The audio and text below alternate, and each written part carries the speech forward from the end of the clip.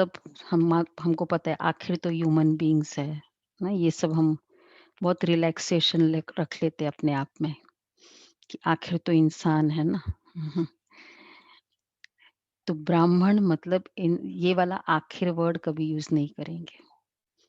Challenge करने वाले पुरुषार्थी स्वरूप है ना ब्राह्मण, तो हर बात को चैलेंज करते हैं कि नहीं, क्यों ये संकल्प आया, क्यों ये आया। तो ब्राह्मण अर्थात चैलेंज करने वाले, और देवता अर्थात देने वाले। तो जब वो आत्मा में मतलब आत्मा 100% शक्तिशाली है तो वो देवता है, और वाइसा वर्सा। तो आत्मा जब बहुत वीक है, इंसान है, तो ह्यूमन बीइंग मतलब क्या? इट्स नॉट ह्यूमैनिटी, लेकिन वीकनेस है, क्योंकि फिर बहुत रिलैक्सेशन आ जाती है ना। तो आज बाबा हम देखेंगे कौन सी बातों का रिलैक्सेशन नहीं करना है, ब्राह्मण सो देवता के लिए क्या क्या चाहिए। अच्छा, 17:2 के महावाक्य है, मीठे बच्चे तुम ब्राह्मण सो देवता बनते हो, तुम ही भारत को स्वर्ग बनाते हो, तो तुम्हें अपनी ब्राह्मण जाति का नशा चाहिए।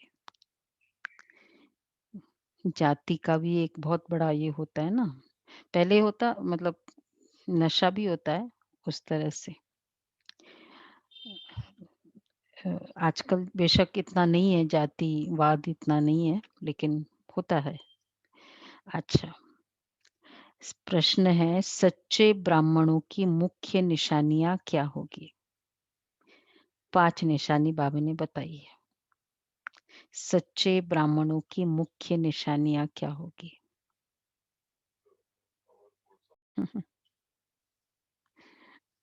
तो क्या जो बाबा ने कहा वो आई है, और इमीडिएट फास्ट बताना है लास्ट में। सिर्फ एक ही आया अभी तक। ओम शांति। रूहानी बाप रूहानी बच्चों को समझाते हैं, बच्चे कौन हो? बच्चे कौन? ये ब्राह्मण। कहिए कभी भूलो मत कि हम ब्राह्मण हैं। हमारे कल्चर को कभी नहीं भूलते। ब्राह्मण इज अवर कल्चर। कल्चर है ना हमारा। तो जैसे अपना कोई राजस्थानी है, कोई वही जो कल्चर है, पंजाबी है, तो भूल जाता है कल्चर। कितना भी कोमा स्टेट में हो, कल्चर नहीं भूलता है। हमारा क्या कल्चर है? ब्राह्मण। तो अब बताओ, बाबा कहते हैं ये भूलो मत, देवता बनने सॉरी, देवता बनने वाले हैं, वर्णों को भी याद करना पड़ता है। यहाँ तुम आपस में सिर्फ ब्राह्मण ही ब्राह्मण हो। ब्राह्मणों को बेहद का बाप पढ़ाते हैं। ये ब्रह्मा नहीं पढ़ाते हैं, शिव बाबा पढ़ाते हैं ब्रह्मा द्वारा, ब्राह्मणों को ही पढ़ाते हैं। शूद्र से ब्राह्मण बनने बिगर देवी देवता बन नहीं सकेंगे। इंटरमीडिएट है ना, फाइनल सीए एग्जाम कर लेता है बिना इंटरमीडिएट? होता है फाइनल सीए। तो बाबा कहते हैं इंटरमीडिएट है, ब्राह्मण बने बिगर देवता बन नहीं सकते। तो बाबा कहते हैं लौकिक बाप ब्राह्मणों को ही पढ़ाते हैं। शिव बाबा, वर्षा शिव बाबा से मिलता है। शूद्र से ब्राह्मण बनने बिगर देवी देवता बन नहीं सकेंगे। वह शिव बाबा तो सबका बाप है। इस ब्रह्मा को ग्रेट ग्रेट ग्रैंडफादर कहा जाता है। उनको कोई महावीर कहते हैं, दिलवाला भी कहते हैं, परंतु वास्तव में दिल लेने वाला है शिव बाबा, न कि प्रजापिता आदिदेव ब्रह्मा। सब आत्माओं को सदा सुखी बनाने वाला, खुश करने वाला एक ही बाप है। ये भी सिर्फ तुम ही जानते हो, दुनिया में तो मनुष्य कुछ नहीं जानते कि सबको खुश करने वाला वो एक है। तो अगर दूसरों को हम एक्सपेक्ट करते हैं मुझे खुश करे वो, मैंने बहुत समय से मैसेज दिया, पढ़ा नहीं, वो पढ़ेगा, ब्लू टिक मार्क आ जाएगी तो मैं खुश हो जाऊँगी। खुश करने वाला एक ही बाप है। तो बाबा कहते हैं, ये भी बहुत अच्छा बाबा का आज का टाइटल है, यूनिक टाइटल है। सुखदाता तो हम कहते हैं, सुख करता तो कहते हैं, लेकिन खुश करने वाला। तो आज बाबा की टाइटल्स भी नोट करना है। कौन बताएगा? ये मनु बहन बताएगी, बाबा के टाइटल बताना आज। जैसे ये एक है, दुनिया में तो मनुष्य कुछ नहीं जानते, तुच्छ बुद्धि है।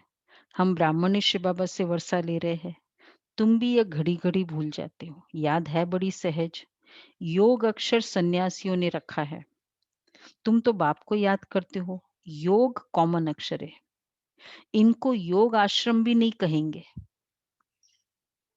हमारे सेंटर्स को हम योगा सेंटर्स नहीं कहते हैं, न आश्रम कहते हैं। आपको पता है ना, हम लोग नहीं कहते हैं आश्रम।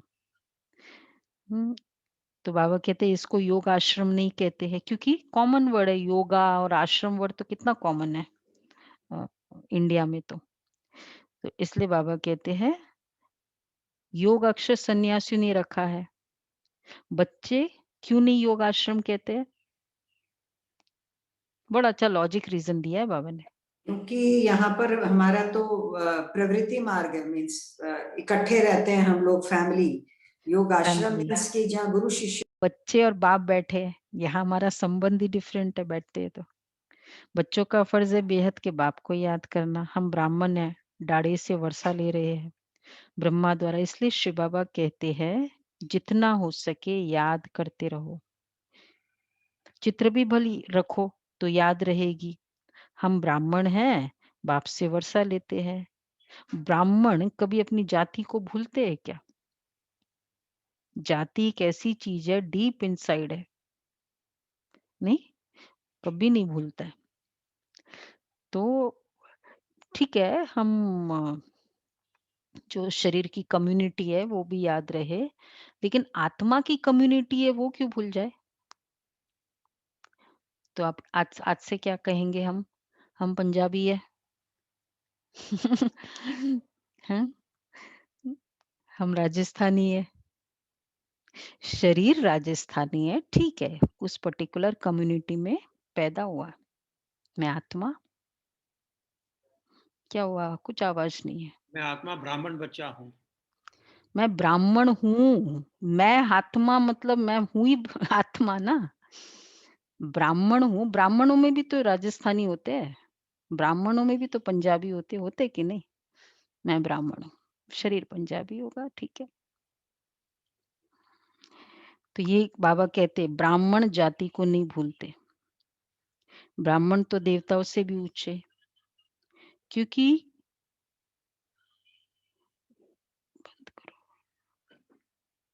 तुम ब्राह्मण कभी तुम शूद्रों के संग में आने से ब्राह्मणपना भूल जाते हो। ब्राह्मण तो देवता से भी ऊंचे, क्योंकि तुम ब्राह्मण नॉलेज फूलो। भगवान को जानी जाननहार कहते हैं ना, उसका अर्थ भी नहीं जानते। ऐसे नहीं कि सबके दिलों में क्या है वो बैठ जान देखते हैं, नहीं। तो क्या करते हैं बाबा? आज संडे की मुरली, थर्ड पेज का थर्ड वो लाइन। तो उन्होंने कहा मुझे दिल की धड़कन भी स्पष्ट है, सब जानता हूँ, इसलिए आवश्यकता नहीं है, क्योंकि ऑलरेडी पता है। मुझे मैं जानता नहीं हूँ क्योंकि स्पष्ट है। हम्म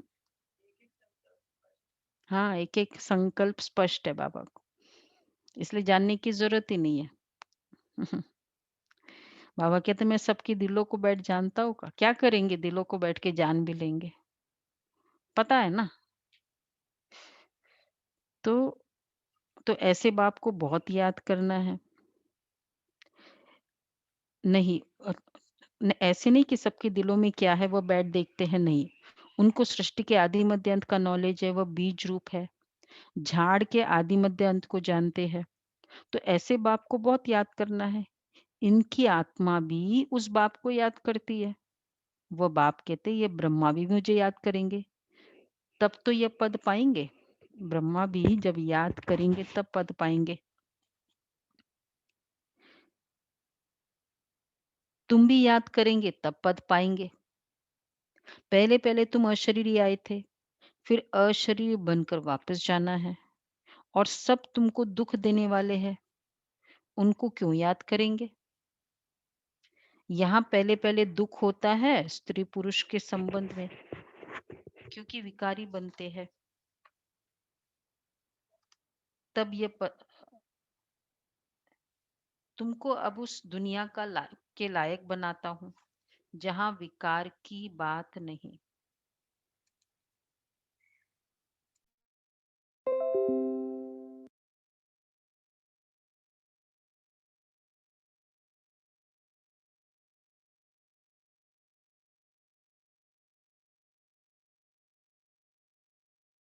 मैं तुमको नई दुनिया में ले चलने आया हूँ, वह है दैवी संबंध। तो यहाँ पहले पहले दुख होता है स्त्री पुरुष के संबंध में, क्योंकि विकारी बनते हैं। तुमको अब मैं उस दुनिया का लायक बनाता हूँ जहाँ विकार की बात नहीं रहती। ये काम महाशत्रु गाया हुआ है, जो आदि मध्य अंत दुख देता है। क्रोध के लिए ऐसे नहीं कहेंगे कि ये आदि मध्य अंत दुख देता है। क्यों? काम के लिए कहेंगे आदि मध्य अंत दुख देता है, नहीं। क्रोध क्रोध के आते लिए ही ऐसे चले नहीं जाते कहेंगे, हैं, क्रोध आते ही चले जाते हैं। काम नहीं जाता है। क्रोध के लिए तो बताते हैं कि गुस्सा एंगर मैनेजमेंट कहते हैं, बड़े विजिबल दिखाई देता है ना ये।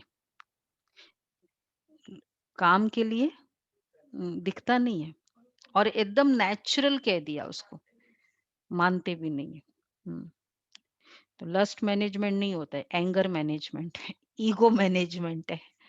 हम्म, जो विजिबल है उसके लिए मैनेजमेंट है, लेकिन जो इनविजिबल है, जिसका वो जो जड़ है, तो काम है तो क्रोध है।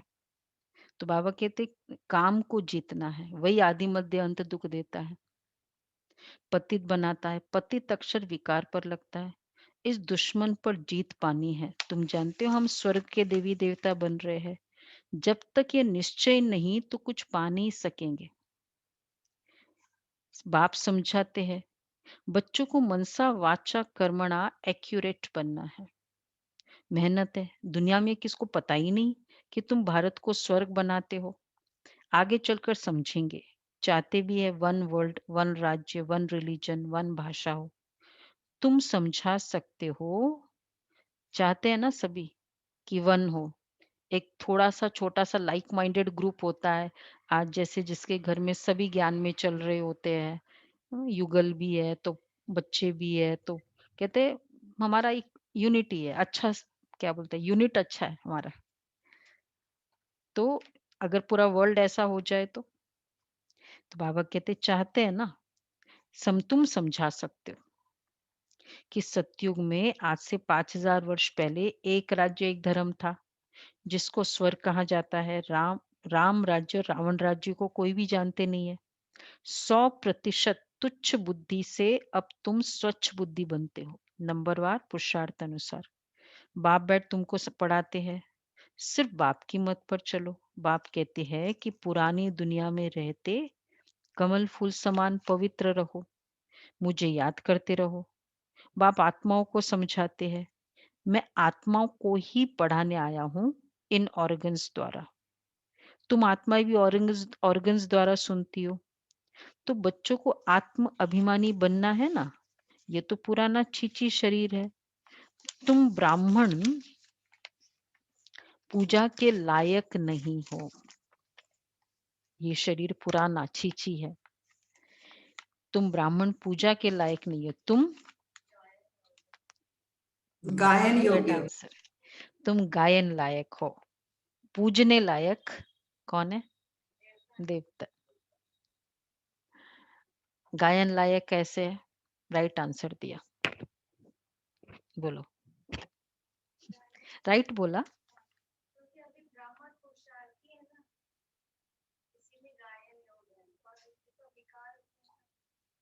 हाँ, तो गायन योग्य ये भी एक बड़ी कैपेबिलिटी चाहिए। ऐसे कोई गाएंगे क्या हमको? बाबा मिला इसलिए।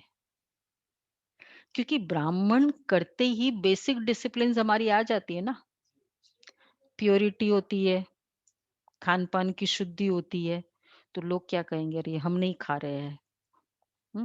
मैरिज में गए तुम नहीं खा रहे हो और तुम्हारा मन भी नहीं चल रहा है, तो लोग क्या कहेंगे, सचमुच गायन योग्य तो है ना, कि ये तो तुम्हारा मन भी नहीं चलता है, तो ये कॉम्प्लीमेंट्स मिलना ही गायन योग्य है, तो गायन योग्य है ना। तो ऐसे कितने सारे मिलते हैं ब्राह्मणों को।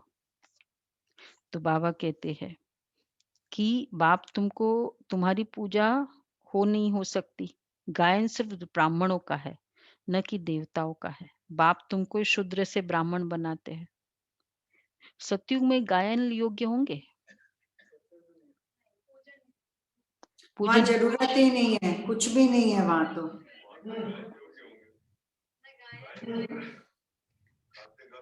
गायन योग्य ब्राह्मण है सतयुग में। हाँ, पूजन योग्य भी नहीं, गायन योग्य भी नहीं। तो बाप जगत अम्बा व ब्रह्मा आदि के मंदिर बनाते हैं, परंतु उनको पता नहीं कि यह कौन है। जगत पिता तो ब्रह्मा हुआ ना, उनको देवता नहीं कहेंगे। देवताओं की आत्मा और शरीर दोनों पवित्र है। अब तुम्हारी आत्मा पवित्र होती जाती है, पवित्र शरीर नहीं है। अब तुम ईश्वर की मत पर चलते हो। आप ईश्वर की मत पर भारत को स्वर्ग बना रहे हो। तुम भी स्वर्ग के लायक बन रहे हो, सतो प्रधान जरूर बनना है। सिर्फ तुम ब्राह्मण ही हो जिनको बाप बैठ पढ़ाते हैं। ब्राह्मणों का झाड़ वृद्धि को पाता रहेगा। ब्राह्मण जो पक्के बन जाएंगे वह फिर देवता बन जाएंगे। ये नया झाड़ है, माया के तूफान भी लगते हैं, पक्का बनना है ना, पकने में ही समय लगता है। कली आ तो जाती है, हाँ, लेकिन वो फूल से फल बनने में और पका हुआ उसमें समय लगता है। तो बाबा कहते हैं, जब पक जाएंगे तो देवता बन जाएंगे। माया के तूफान भी लगते, सत्युग में कोई तूफान ही नहीं लगता। यहाँ माया बाबा की याद में रहने ही नहीं देती है। हम चाहते बाबा की याद में रहे, तमो से सतो प्रधान बने। सारा मदार है याद पर। भारत का प्राचीन योग मशहूर है। विलायत वाले भी चाहते हैं प्राचीन योग कोई आकर सिखाए। अब योग भी दो प्रकार के हैं, एक है हठ योगी, दूसरे है राजयोगी। हठ योगा, कभी कभी योगा में यही कंफ्यूजन कर लेते हैं ना ब्रह्मा कुमारी इसको। शुरू में जब योगा, वो योगा डे होते थे तो सोचते थे योगा आप लोग सिखाते हो। ऐसे हम लोग क्लियरली बताते थे कि भाई हम मेडिटेशन, हम मेंटल योगा कराते हैं। क्योंकि उनको योगा वर्ड, तो फिर हम बताते हैं कि वो हठ योग है और ये राजयोग है। और राजयोग सुना हुआ होता है, एंशिएंट योगा तो सुना होता है। तो एक है हठ योगी, दूसरे राजयोगी। तुम हो राजयोगी। ये भारत का प्राचीन राजयोग है जो बाप ही सिखलाते हैं। सिर्फ गीता में मेरे बदले कृष्ण का नाम डाल दिया है, कितना फर्क हो गया। शिव जयंती होती है तो तुम्हारी वैकुंठ की भी जयंती होती है, जिसमें श्री कृष्ण का राज्य है। तुम जानते हो शिव बाबा की जयंती है तो गीता की भी जयंती है। और शिव जयंती, गीता जयंती। तुम्हारी वैकुंठ की भी जयंती होती है। कैसे? वैकुंठ की जयंती है, गीता जयंती, एग्रीड। कि सतयुग बनने की तैयारी शुरू ना, कृष्ण हाँ, बनते। जिसमें श्री कृष्ण का राज्य है, जयंती तो शुरू हो जाती है ना। तुम जानते हो शिव बाबा की जयंती है तो गीता की भी जयंती, वैकुंठ की भी जयंती होती, जिसमें तुम पवित्र बन जाएंगे। कल पहले मुआफिक स्थापना करते हैं। अब बाप कहते हैं मुझे याद करो। याद न करने से माया कुछ न कुछ विकर्म करा देती है। याद नहीं किया और जिस समय याद भूला और लगी चमाट, उसी समय गलती हो जाती है ना। याद जिस समय इमीडिएटली बाबा याद आ जाता है ना।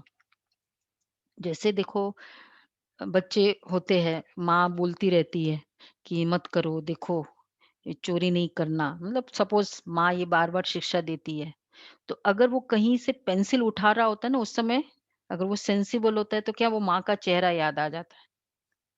होता है ना ऐसे नॉर्मली, और जैसे ही वो चेहरा याद आता है, वो रख देता है। थप्पड़ की भी बात नहीं, दोनों बातें हैं, रिस्पेक्ट की भी होती है। तो याद करते सपोज मैं क्रोध कर रही हूँ, इमीडिएटली याद आया बाबा का, क्या हो जाएगा? याद भूला और लगी चमाट। याद में रहने से चमाट नहीं खाएँगे। ये बॉक्सिंग होती है। तुम जानते हो हमारा दुश्मन कोई मनुष्य नहीं है, रावण है दुश्मन। बाप कहते इस समय की शादी बर्बादी है। 1-2 की बर्बादी करते हैं, पतित बना देते हैं। अब पारलौकिक बाप ने ऑर्डिनेंस निकाला है। बच्चे, काम विकार के लिए बाबा ये ऑर्डिनेंस वर्ड यूज़ करते हैं। सबको पता है ना, माताओं को पता है ऑर्डिनेंस किसे कहते हैं? रीना बहन नहीं पता आपको ऑर्डिनेंस किसे कहते हैं? ऑर्डिनेंस मतलब आपको वो निकल जाता है ना लॉ, तो वो जैसे कर्फ्यू टाइप होता है। कर्फ्यू मतलब सबको अबाइड करना ही है। नोटिफिकेशन को मतलब बहुत स्ट्रांग रूल, जो कोई भी उससे निकल नहीं सकता। बल्कि अगर वो नहीं किया, कर्फ्यू है और तुम गाड़ी चलाया, चालान। गाड़ी चलाना रॉन्ग नहीं है, लेकिन इम्पोज ये रूल इम्पोज करने के बाद किया ना तुमने। बाबा ने कहा काम महाशत्रु है। रूल इम्पोज हो गया और फिर अगर गलती हुई तो मीन्स पनिशमेंट मिलती है फिर फिर तो ऑर्डिनेंस पनिशमेंट, फिर उसका डबल पनिशमेंट। तो बाबा कहते हैं ये पारलौकिक बाप ने ऑर्डिनेंस निकाला है। बच्चे ये काम महाशत्रु है, इन पर जीत पहनो और पवित्रता की प्रतिज्ञा करो। कोई भी पतित न बने। एक्चुअली प्योरिटी ये लॉयल्टी भी है, प्योरिटी ये एबिलिटी भी है, प्योरिटी कैपेबिलिटी भी है। नहीं? तो जित कितना हम लॉयल है बाबा के साथ, ये हमारी प्योरिटी बताएगी। तो बाबा कहते हैं इन पर जीत पहनो और पवित्रता की प्रतिज्ञा करो। कोई भी पतित न बने, जन्म जन्मांतर तुम पतित बने इस विकार से, इसलिए काम महाशत्रु है कहा जाता है। साधु संत सब कहते पतित पावन आओ। सतयुग में पतित कोई होता ही नहीं है। बाप आकर ज्ञान से सर्व की सदगति करते हैं। अब सभी दुर्गति में है। ज्ञान देने वाला कोई है नहीं। ज्ञान देने वाला एक ही ज्ञान सागर है। ज्ञान से दिन है राम का, रात है रावण की। इन अक्षरों का यथार्थ अर्थ भी तुम बच्चे समझते हो। सिर्फ पुरुषार्थ में कमजोरी है। बाप तो बहुत अच्छी रीति समझाते हैं। बच्चे तुमने 84 जन्म पूरे किए हैं। अब पवित्र बनकर वापस जाना है। कितनी बातें कही प्योरिटी की। प्योरिटी की कितनी बातें नोट कर रहे हैं सभी? काम महाशत्रु, फिर ऑर्डिनेंस, फिर पवित्र बनकर वापस जाना है। आदि मध्य अंत दुख दिया है। क्योंकि चॉइस नहीं है ना, वापस तो जाना ही है ना, कि नहीं जाना है। उसके लिए भी चॉइस नहीं है नहीं जाने के लिए। नहीं है किसी के पास कि नहीं मैं थोड़ा रह जाऊंगा इधर, जाना ही है। अब जाना ही है तो वहां के रिक्विजिट फिर पवित्र बन के ही जाना पड़ेगा, नहीं तो फिर सजा खाओ चमाटे मारो। तो बाबा कहते अब जाना है घर। तो बाप आकर, बाप तो बहुत अच्छी रीति समझाते हैं। बच्चे अब 84 जन्म पूरे किए हैं। तुमको तो शुद्ध अहंकार होना चाहिए। कौन सा शुद्ध अहंकार? हम आत्माएं बाबा की मत पर इस भारत को स्वर्ग बना रहे हैं, जिस स्वर्ग में हम फिर राज्य करेंगे। जितनी मेहनत करेंगे उतना पद पाएंगे। चाहे राजा रानी बने, चाहे प्रजा बनो। राजा रानी कैसे बनते वह भी देख रहे हैं। फॉलो फादर गाया जाता है ना, अब की बात है। लौकिक संबंध के लिए नहीं कहा जाता है। बाप मत देते हैं, मामेकम याद करो तो विक्रम विनाश होंगे। तुम समझते हो कि हम अभी श्रीमत पर चलते हैं, बहुतों की सेवा करते हैं। बच्चे बाप के पास आते हैं तो शिव बाबा भी ज्ञान से बहलाते हैं। ये भी तो सीखते हैं ना। शिव बाबा कहते हैं मैं आता हूँ सवेरे को। अच्छा, फिर कोई मिलने के लिए आते हैं तो क्या यह नहीं समझाएंगे? तो ऐसे कहेंगे का कि बाबा आप आकर समझाओ, मैं नहीं समझाऊंगा? ये बड़ी गुप्त बातें हैं। क्या बोलना चाह रहे हैं? कि वो कि जो सोच रहे लोग हैं श्रीमत ब्रह्मा है वो बाबा समझा रहे समझाएंगे। हैं, पर एक्चुअली में कौन समझा रहा है किसी को नहीं पता है। और ये भी जरूरी नहीं है कि ब्रह्मा बाबा है, शिव बाबा मुरली सुना के चले गए तो शिव बाबा आएंगे तभी वो समझाएंगे। ब्रह्मा बाबा में पूरी कैपेसिटी है। देखो बाबा क्या कह रहे हैं कि हाँ, समझो, बहुतों की सेवा करते हैं। शिव बाबा कहते मैं आता हूँ सवेरे को। अच्छा, फिर कोई मिलने के लिए आते तो क्या यह नहीं समझाएंगे? ऐसे कहेंगे क्या कि बाबा आप आकर समझाओ, मैं नहीं समझाऊंगा? ये बड़ी गुप्त गुह्य बातें है ना। मैं तो सबसे अच्छा समझा सकता हूँ। तुम ऐसे क्यों समझते हो कि शिव बाबा ही समझाते हैं? ये नहीं समझाते होंगे।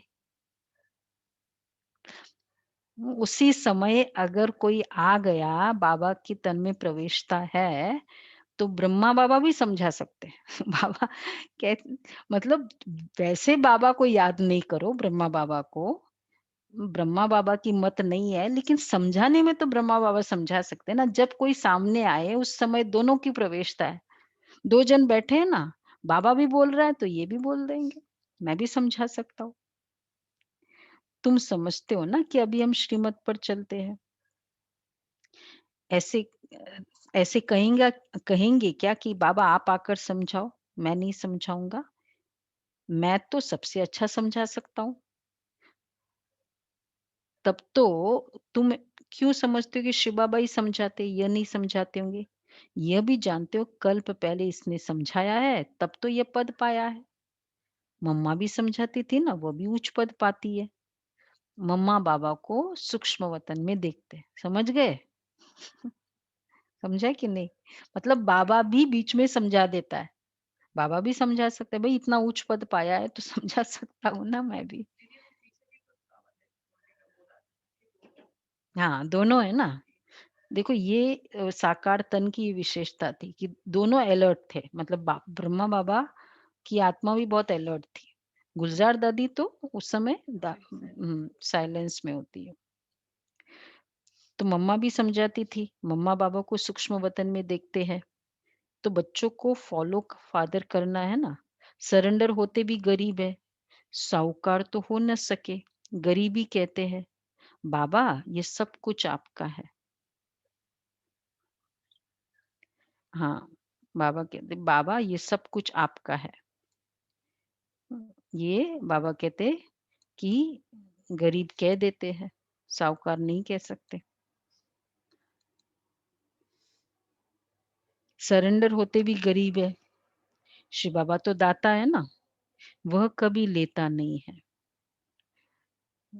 मतलब वो तो चलो बाबा उन दिनों इस तरह से था इसलिए ज्यादा, पर आजकल तो खैर सभी हमारा क्या बोलते हैं उसको, इंडिया की स्टेटस भी तो बढ़ गई है ना। सभी ऐसे हैं। तो बाबा कहते हैं कि बच्चे ये सब कुछ आपका, ये फीलिंग है। कल किया पुरुषार्थ, कल का था ना पुरुषार्थ, इन्वोक किया ना, आज चार्ट भी है। कल का पुरुषार्थ का। तो बाबा ये सब कुछ आपका है। जो जो चीज देखते हो ना, जैसे बाबा कहते हैं ना कि ये सब चली जाने वाली है, कि ये पुरुषार्थ एक है, ये तो मेरा है ही, बाबा का है, बाबा का है। तो पुरुषार्थ करो। शिव बाबा तो दाता है, वो कभी लेता नहीं है। बच्चों को कहते हैं, अगर मैंने किया कि बाबा ये सब कुछ आपका है, बाबा तो देता है, लेता तो है नहीं, दाता है। फिर बच्चों को कहते हैं बच्चे ये सब कुछ तुम्हारा है। देखो बाबा का कहने से तो वो बाबा उसको राइट समय क्लिक भी करता है। जब हम कहते हैं बाबा ये आपका है, बाबा ये मैं ट्रांज़ैक्शन कर रहा हूँ ना, बाबा ये आपका है।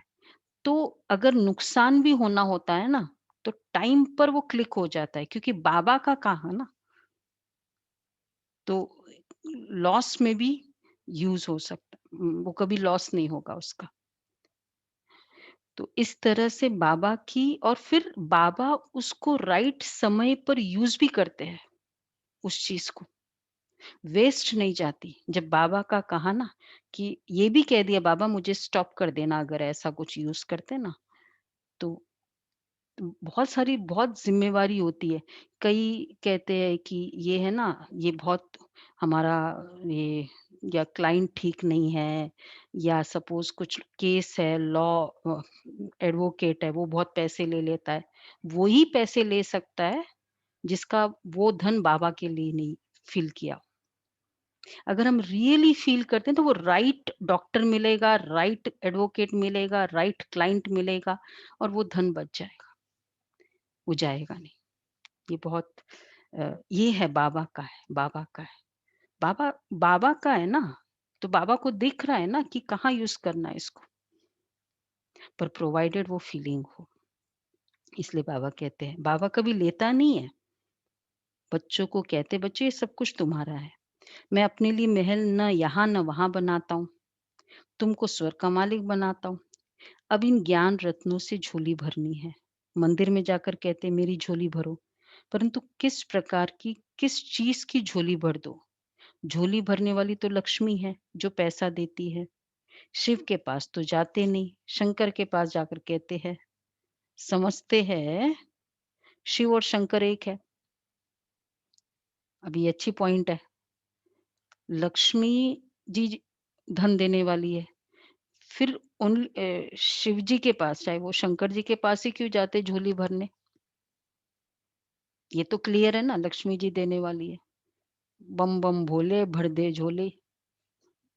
तो भोला समझते इसलिए बोल देते हैं। झोली भरने उनके लिए उनके पास क्यों जाए?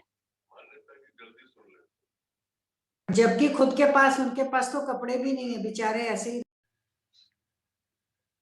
अच्छी पॉइंट है ना। देखो बाबा ने संगम युग में झोली भरी ना हमारी ज्ञान रत्नों से इतनी, तो वो संस्कार तो है ना, आत्मा को पता है कि शिव जी झोली भरते हैं। ये ज्ञान रत्नों से कितनी झोली भरी, कितना डीप ज्ञान है बाबा का। परंतु समझते हैं शिव और शंकर एक है, परंतु ऐसे थोड़ी है। बाप आकर सत्य बात बताते, बाप है ही दुखहर्ता सुखहर्ता। तुम बच्चों को गृहस्थ व्यवहार में भी रहना है, धंधा भी धंधा भी करना है। हर एक अपने लिए राय पूछते हैं। बाबा हमको इस बात में झूठ बोलना पड़ता है, क्या करें? बोलो बोलो रीमा बेन। बाबा बोलते, बाबा हमको इस बात में झूठ बोलना पड़ता है, क्या राय देगा बाबा? सच ही बोलना है। सच्ची बोलना है। झूठ सच बोले तो ये प्रॉब्लम, झूठ बोले तो ये प्रॉब्लम। बाबा के भगवान की डिक्शनरी में देखो बाबा क्या कहते हैं, प्रैक्टिकल है बाबा। बाप हर एक की नब्ज देख राय देते हैं, क्योंकि बाप समझते हैं मैं कहूं और कर न सके ऐसी राय ही क्यों दूं। हम्म, नब्ज देख राय ऐसी दी जाती है जो कर भी सके।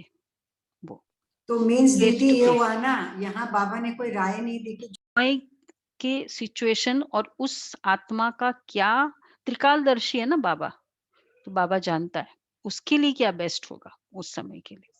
क्योंकि अगर ऐसे बोल दे तो बाबा को पता है, इसलिए बाबा ने कहा नब्ज देखकर बाबा राय देते। बट ये नहीं समझ लेना कि नहीं नहीं हाँ मैं झूठ बोल सकती हूँ। बाबा ने ऐसा आंसर दिया है, हर एक का अपना अपना हिसाब किताब है। कहूं और करे नहीं तो नाफरमान बरदार की लाइन में आ जाए। मैं ये बोलूं ये करो और नहीं करे। अगर बाबा कह देते नहीं सच्ची बोलो, फिर भी झूठ बोल दे, मतलब अगर वो उसको नहीं करना है और बाबा कहते ये करो, चाहे वो राइट ही हो, तो बाबा फिर क्यों कहेगा? तो राय तो ये भी उसका विकर्म बन जाता है। तो हर एक का अपना-अपना हिसाब-किताब है। सर्जन तो एक ही है, उनके पास आना पड़े, वह पूरी राय देंगे। सबको पूछना चाहिए। देखो, बाबा को पूछना चाहिए, बाबा इस हालत में हमको कैसे चलना चाहिए? बाबा को पूछो। अपने वे से उसको इंटरप्रेट नहीं कर ले कि बाबा ने ना मुझे प्रेरणा आई बाबा की कि ये मैं ये कर नहीं रही हूँ, फिर मुझे बाबा की प्रेरणा आई कि ऐसे कर लो। बाबा ने कहा कि बाबा को पूछो, निमित्त को पूछो कि इस हालत में हम क्या करें? अध्यादेश क्या?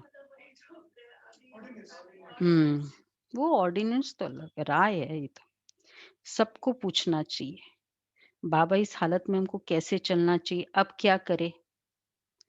ऐसी सिचुएशन है, राय लेकर लो।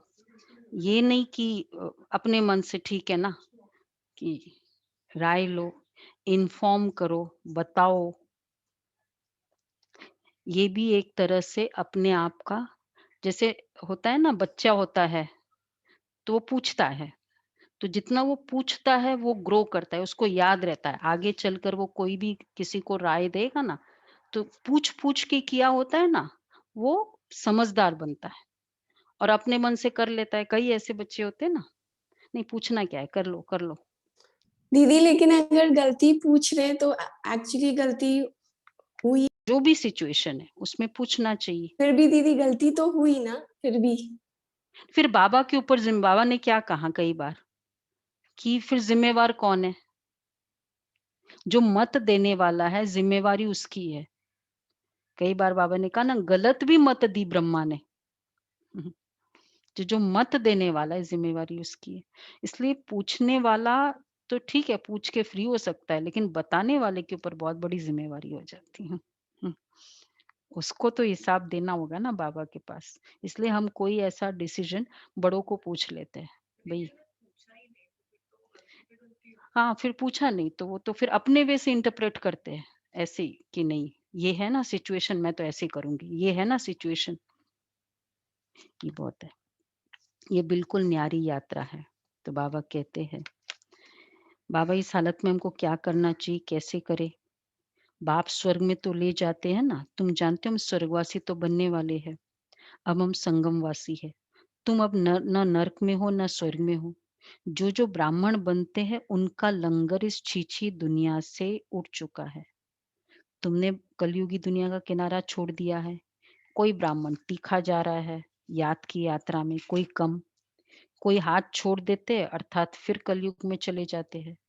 तुम जानते हो कि भैया हमको अब ले जा रहा है। वह यात्रा तो अनेक प्रकार की है, तुम्हारी एक ही यात्रा है। ये बिल्कुल न्यारी यात्रा है। हाँ, तूफान आते हैं जो याद को तोड़ देते हैं। इस याद की यात्रा को अच्छी रीति पक्का करो, मेहनत करो। तुम कर्मयोगी हो ना, जितना हो सके, बड़े दिनों के बाद बाबा ने यूज किया, हथ कार्डे दिल यारडे।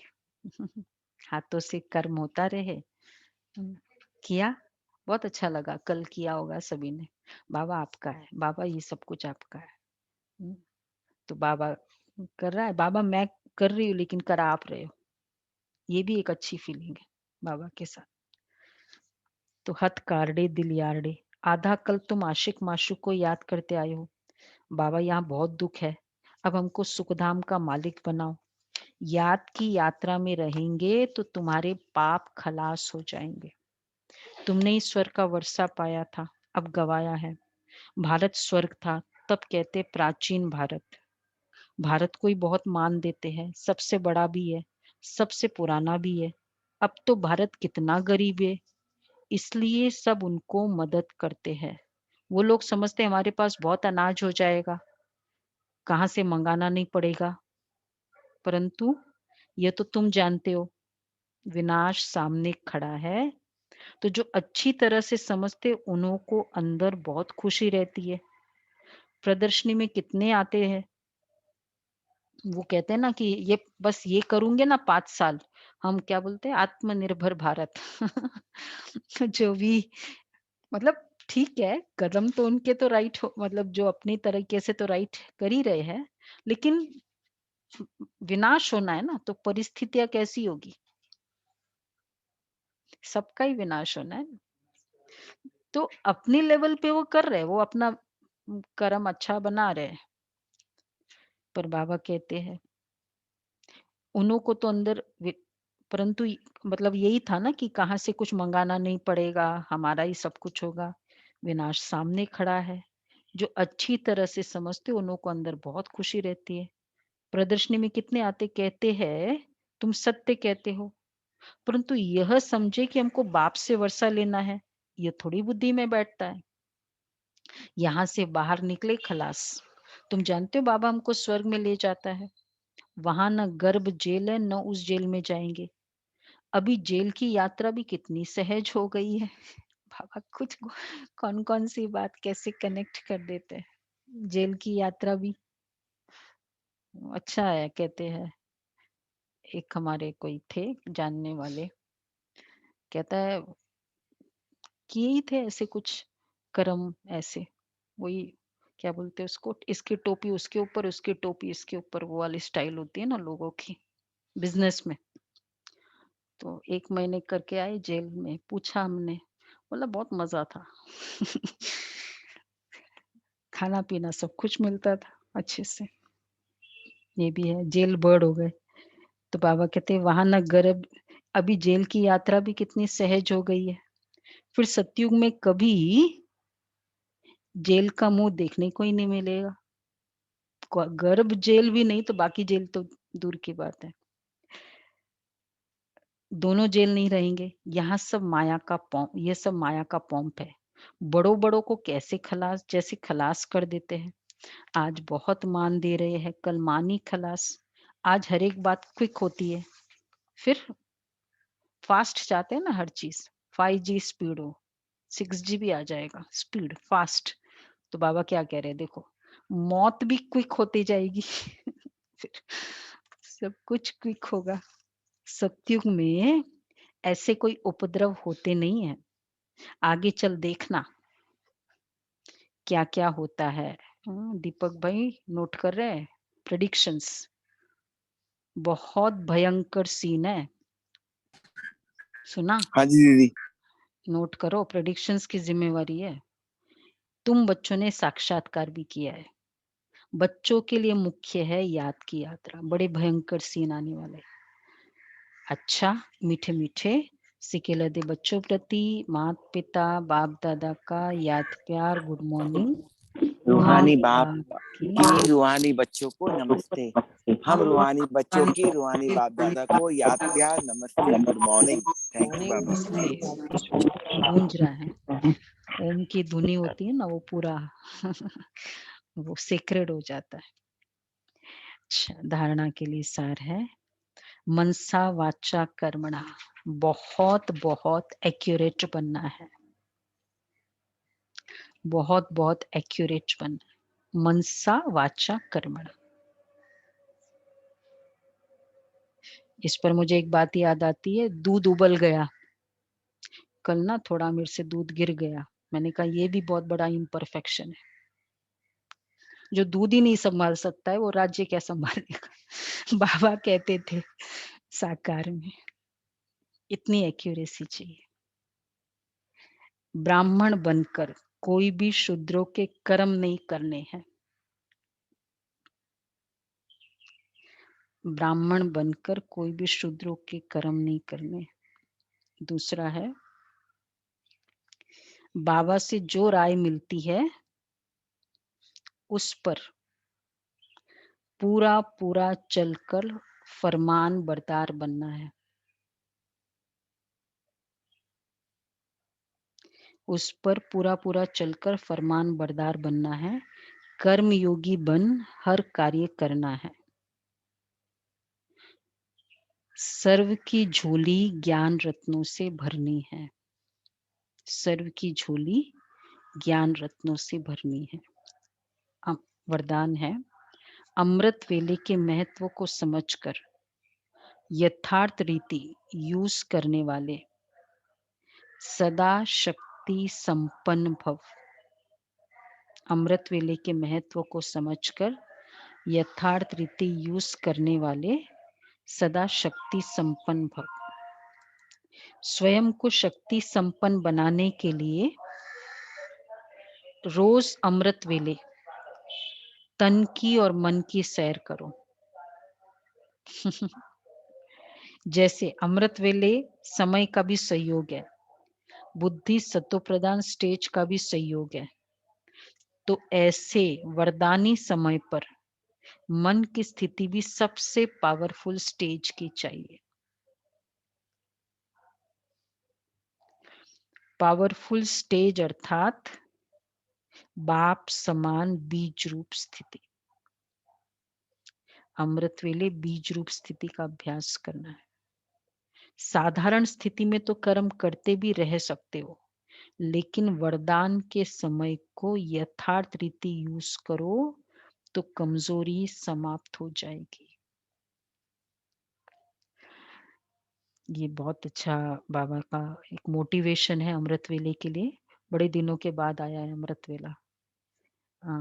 वरदानी टाइम है, इससे बड़ा कोई एडजेक्टिव नहीं हो सकता है इसके लिए। कभी भी अमृत वेला मिस नहीं करो, वरदानी टाइम है। तो पावरफुल स्टेज, बीज रूप स्टेज की प्रैक्टिस,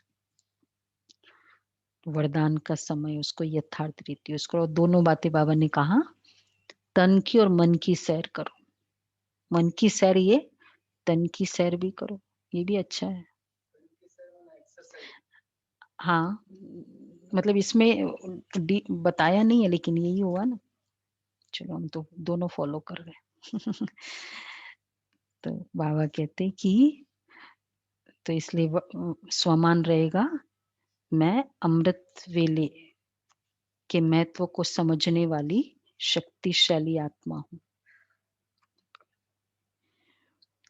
ये समझो। तो इसके लिए ये याद रखेंगे कि वरदानी समय है, और दूसरा कि बीज रूप स्थिति की प्रैक्टिस मुझे करनी है इसमें। अच्छा, स्लोगन है तो पावरफुल स्टेज, बीज रूप स्टेज, वरदानी टाइम, 3 बातें याद रखेंगे तो पूरा वो वरदान याद रहेगा। और तन और मन की सैर। स्लोगन है, अपने शक्तियों के खजाने से